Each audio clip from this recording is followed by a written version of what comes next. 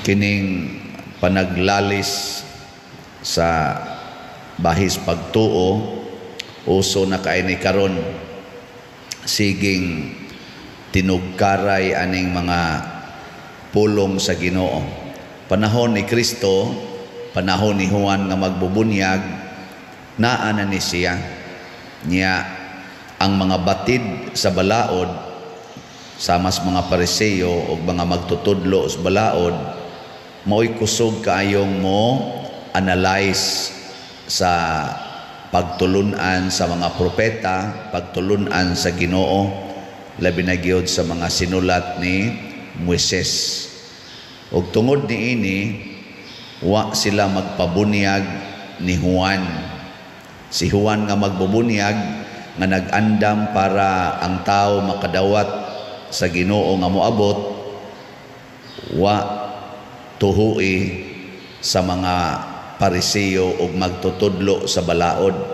Nganuman tungod kay si Juan way grado, wa siya mag-eskwela sama sa ilang gieskuylahan nya, gayaw-yaw siya mga pulong sa Ginoo o pagtulunan sa Ginoo nga sila mismo dili motuo kay wa man ka-eskwela si Juan.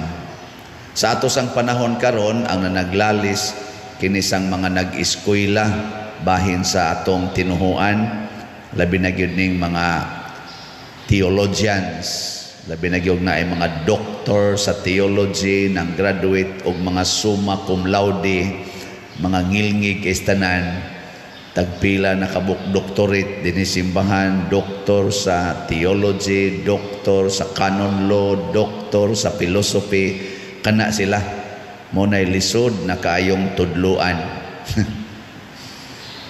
No, abisan gani kining nagwali, lisod na kaning tudluan wa magani doktor konduktor man pero lisod-lisod na ni tudluan, apil na mo din hingga siging simba. Labi na gyud kun ang mutudlo nato wa ka eskwela. Wa ka eskwela ba? Ang sa may nahitabo, pagpanudlo ni Kristo, wa man sa siya ka eskwela. Ang iyang papa panday raman, iyang mama housewife. Wa gyapon tuhui sa mga leader sa simbahan, labi na gyud sa mga pari, mga obispo atong panahon na, si Anas o si Caiphas. Wa gyud mo tuo, naningkamot na noon og kunayb sa mga Pariseo, sa mga magtutudlo sa balaod, kato mga theologians atong panahon na nikunayb na noon sila together ni Judas Iscariote nga usas 12 apostles. Ilag yung gi-express ang ilang wa pagtuo, gilansang si Kristo sa cross. So kinsa man gid ay ang tinuod nga misalikway, ang Ginoo nga misalikway nato o ang kita misalikway sa Ginoo? Kinsa magisagad mo sa likway kay dahil rabatag mahay-mahay, Ginoo nganong imo naman kong gikalimtan, nganong imo man kong gisilutan, basig na bali, no? Kung atong tan-awon, kita bayay kusog kay mo sa likway sa Ginoo. Kita mo na diri sa unang pagbasa giingon gyud pagsulti, ayaw kaguol Israel, oron sa to Jerusalem ba to? Kay ang imong bana mao ang Ginoo. Mura kag gisalikway tungod kay nagpakasa kag maayo. Kana bang image ba sa asawa nga magpakasa nahimong ng laki, unsa may buhaton sa bana isalikway. Kay ang matud pang propeta Hosea ba to nga ang Israel murag asawa nga human gipanindot og maayo ang iyang kinabuhi sa iyang bana, nahimo siyang daotang babay, nagtinda sa iyang kagwapa aron gamiton siya sa mga lalaki nga moagi niya, nahimo siyang prostitute, nagigamit niya ang iyang kuan bisag kinsa nalay mo gamit niya mo nang mura siya gisalikway sa Dios. Pero matod pa sa unang pagbasa sa makadiyot gibiyaan ka apan karon higugmao na tika. dili na gyud ko masuko panimo. Ingon na ang Ginoo, di na gyud kuno siya masuko. Ug unsa may ekspresyon sa dakong gugmas Ginoo nato, ang Ginoo mismo mipaubos sa iyang kaugalingon aron alagaran ang tao nga hugaw kaayong tan-awon itandi sa Ginoo. Siya mialagad sa tao nga hugaw. Siya nga limpyo kaayo, nga wa gyoy bisan gamay nga mansa sa sala, minaog aron mo alagad sa makasasala nga hugaw kaayo. Kay kani manggong sala mura ni siyag lapok, mura ni siyag buling. Sige, lingay mong tupad. Napakay lapok diha. Lingi abay na napakay lapok. Atong limpyuhan. Oh, nya kamo, ganahan mong mo alagad anang mga lapukon kay ignaong, lapukon kay lawas. Ganahan mo dili. Hoy, tubag.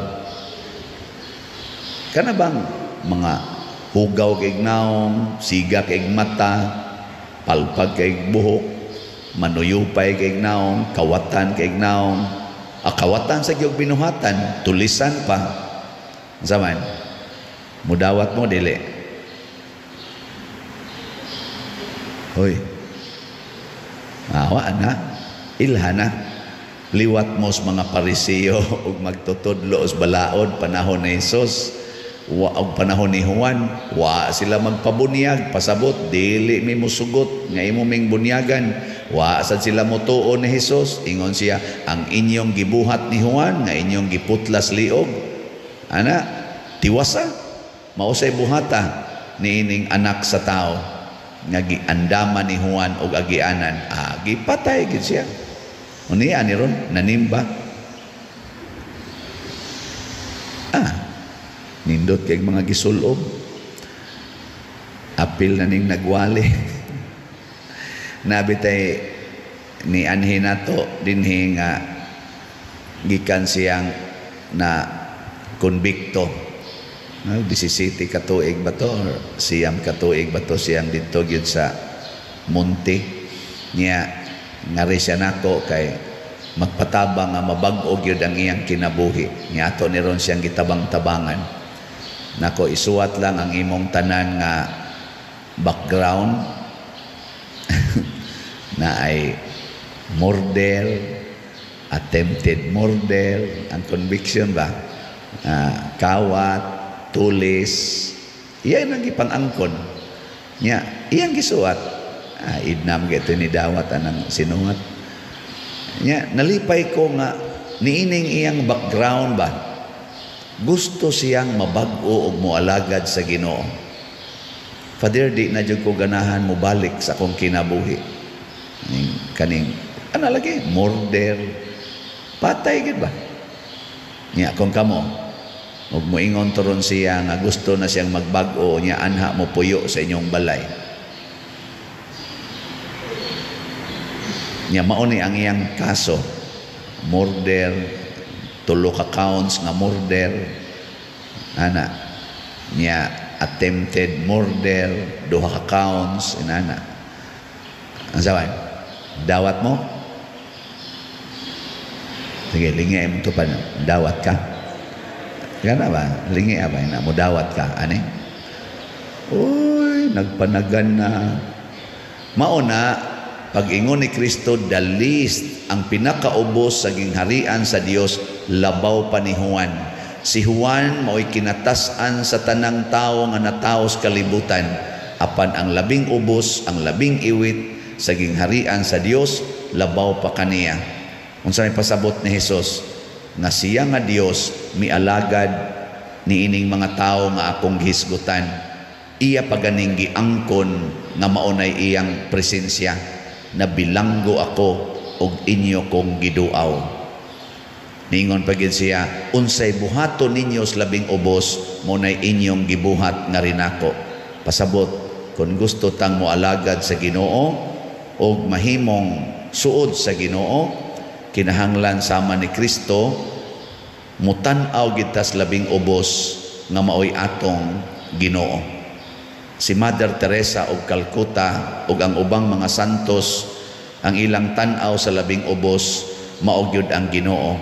Kay tin-aw, why question mark ang ilang pag-ingon, ang ilang pagtuo sa giingon ni Kristo, unsay buhaton ninyo sa labing ubos mo'y inyong gibuhat nga rinako.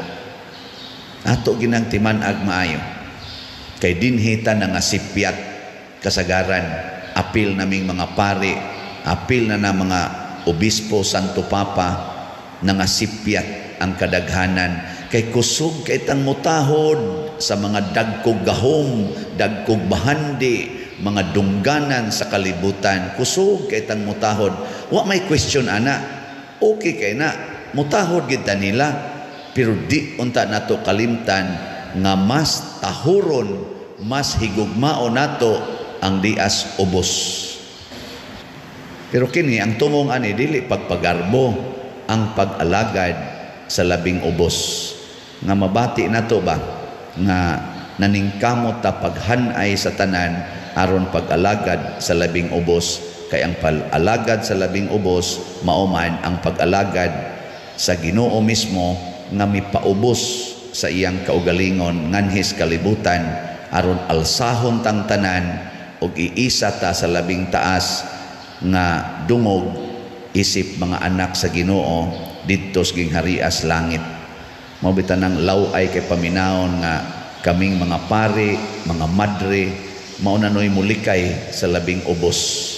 Kami na hinuon ang magsigig lalis bahin aning kwarta, bahin aning mga dungog, mag-ilog, mag-away, nalimtan ang pag-alagad sa labing ubos. Di na ta magkinahanglag lawom kay nga theology. Di na ta magkinahanglan og excellent nga mga academic performances aron lang ta kasabot nga ang labing ubos mao ang Ginoo dinhis kalibutan. Di na ta magkinahanglan anay. Ang ato is to do and to translate into action mao sa maong pulong. Nge, katapusang lingi sa imong tupad. Ing na kung mangabit imong bana, imong alagaran. Ay kano. Nya kung laki gani ing na kung mangabit imong asawa, imo pang alagaran. Ana. Wa man mo manubag, nindog lang ta.